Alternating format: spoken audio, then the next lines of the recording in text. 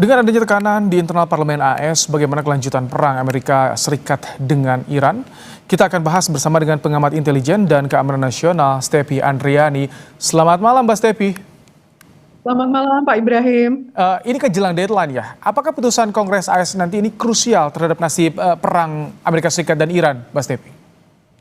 Ya, jadi setelah Perang Vietnam itu Pak Ibrahim, Kongres Amerika itu mengesahkan hukum 1973 yang artinya kekuasaan presiden itu dibatasi. Nah, jadi kalau mau berperang itu dikasih waktu 60 hari. Nanti setelah 60 hari ini itu harus ditentukan apakah diizinkan untuk dilanjutkan otoritas Kongres atau memang harus di-stop.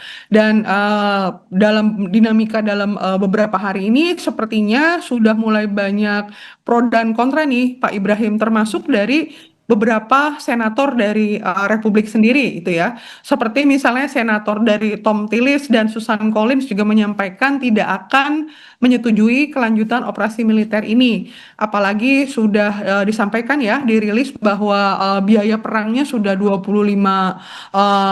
US dollar miliar gitu. Jadi artinya benar-benar besar sekali dan akan ada pengajuan tambahan 200 miliar US dollar. Sepertinya Oke. ini agak kurang disetujui begitu Pak Ibrahim. Jadi artinya kalau dari Kongres sendiri, baik Demokrat maupun Republik ini mayoritas mempertanyakan soal efisiensi perang ini atau kegunaan atau manfaat dari perang ini. Betul, kebijakan luar negeri dan dalam rangka Epic Fury ini ya, ini kan sudah hari ke-60, sementara dengan anggaran sebesar itu, kalau kita lihat di sini sudah 102 lebih nih Pak Ibrahim, aset dari Amerika sendiri rusak, termasuk 74 pesawat, 28 kapal ya, itu di Global Military apa namanya open source juga bisa kita lihat ya, termasuk kalau kita cek misalnya F-15E misalnya Strike Eagle-nya mereka, kemudian KC-135 tanker mereka, helikopter dan 14 tentara Amerika gugur gitu ya. Artinya walaupun niatan awal COG-nya mengganti rezim, kemudian menurunkan serangan rudal dan Iran tidak memiliki nuklir, tapi buat masyarakat Amerika sendiri yang saya rasa realis dan punya rasional choice Hmm. dalam ini perang yang cukup mahal, Pak Oke. Ibrahim.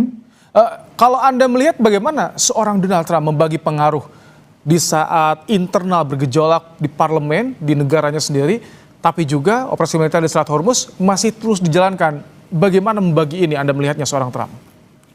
Ya, jadi dengan adanya menteri tadi ya, Pete Hegseth ini adalah salah satu sosok yang menurut saya cukup memahami emosional dan keinginan dari Presiden Trump itu sendiri ya. Jadi artinya untuk menghadapi Kongres kemarin tadi cuplikannya kita lihat ya, Bapak Menteri Pertahanan atau Menteri Perang ini pasang badan sepertinya ya, Pak Ibrahim. Artinya mungkin untuk di dalam negeri ada jagoan-jagoannya, striker-strikernya Presiden Trump yang diminta untuk berkomunikasi, dan Presiden Trump sendiri lebih memilih berkomunikasi dengan tadi Presiden Putin atau mungkin nanti komunikasi dengan China gitu ya. Tentunya perang ini berbeda dengan perang Iran-Irak gitu. Jadi Iran sebelum dihajar dengan Epic Fury dan Roaring Lion ini memang ekonominya sedang tidak baik-baik saja ya. Real sedang anjlok 42%. Kemudian juga tidak ada negara besar yang secara terang-terangan mendukung Iran. Kalau kita lihat Rusia ya mungkin bisa juga Iya. dua kaki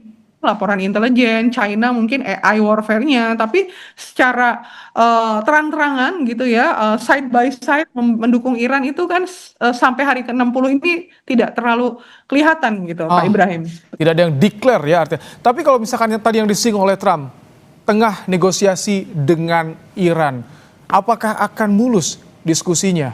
Karena tadi tetap Trump menekankan soal tidak ada lagi nuklir di Iran. Ya, jadi sebetulnya kalau tadi kita kembali, apakah memang harus Presiden Amerika itu setelah 60 hari nurut patuh kepada Kongres? Memang dari aturannya kan seperti itu. Tapi kalau kita lihat Presiden Clinton pada saat Kosovo waktu itu tahun 99 lebih ya, itu dia menerobos 60 hari tanpa izin Kongres. Nah, ini sekarang sebetulnya kalau Presiden Trump mau mengikuti jejak itu sih mungkin bisa-bisa saja, tapi tadi artinya popularitasnya, kemudian juga nama besar Partai Republik, kemudian juga soliditas nanti pemilu sela begitu ya. Jadi saya rasa kalau dari sisi damai dalam jangka pendek, Amerika ini lebih membutuhkan perdamaian dalam jangka waktu pendek karena ada unsur politiknya seperti itu. Sementara di Iran, masyarakat dan publik Iran cenderung setuju. Ibaratnya mungkin tegak lurus apapun yang diminta oleh Presiden dan Mosabbagh Khamenei ini diikuti gitu ya. Jadi ini mungkin perbedaan mendasar. Nah, fase yang menarik adalah ketika lebih dari 60 hari ini Amerika berarti memasuki fase perang dalam hukum ilegal. Artinya kalau Kongres atau Senat nanti tidak menyetujui, berarti 61 ke sana ini adalah perang ilegal. Karena hanya diperbolehkan pasca perang Vietnam itu, Presiden itu melakukan operasi hanya 60 hari pertama. Selanjutnya itu harus evaluasi seperti itu. Risikonya apa? Apa yang akan diterima oleh Trump jika melanggar tadi 60 hari tidak ikuti putusan Kongres? Paling signifikan mungkin mosi tidak percaya, Pak Ibrahim. Ini menarik kalau mosi tidak percaya artinya ada konsolidasi di internal Partai Republik ya, atau mungkin nanti mekanisme di Amerika, apakah nanti masing-masing negara bagian. Nah ini makanya kalau saya lihat beberapa tokoh-tokoh penting di Partai Republik berusaha menghindari voting gitu. Kalau sampai voting ini kelihatan nanti mana yang setuju dan tidak, dan mungkin siapa nanti yang akan memegang gitu. Jadi bahasanya adalah war power X gitu. Jadi artinya bahwa kekuasaan pemimpin presiden sekelas Amerika sendiri dibatasi dalam mengambil keputusan perang itu 60 hari.